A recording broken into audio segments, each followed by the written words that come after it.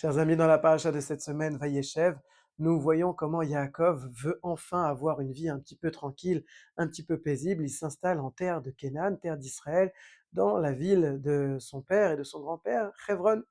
Mais c'est à ce moment-là qu'il va vivre une histoire terrible qui va le perturber pendant de nombreuses années. L'un de ses fils, Yosef, avec qui il étudie très régulièrement, ce fils est prodigieux, il boit tous ses enseignements avec amour et sincérité, va être pris en jalousie et en haine par ses autres frères.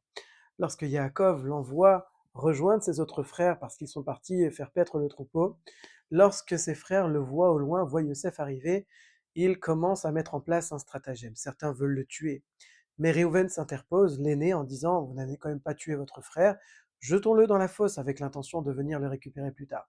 Et c'est effectivement ce qui est fait, il le jette dans la fosse, mais Réhouven ne viendra jamais le récupérer.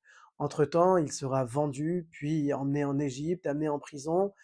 Il grandira en Égypte, et puis c'est quelque part à cause de cela que tous les enfants d'Israël iront vivre l'esclavage en Égypte.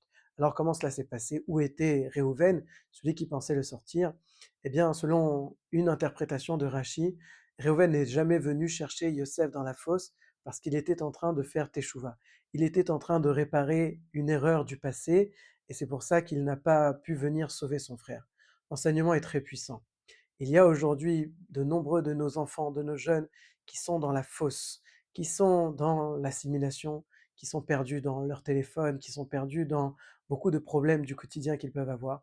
Et certains pourraient être plutôt préoccupés par leur propre élévation, leur propre teshuva, et ne pas faire attention à ces enfants-là qu'on a peut-être oubliés.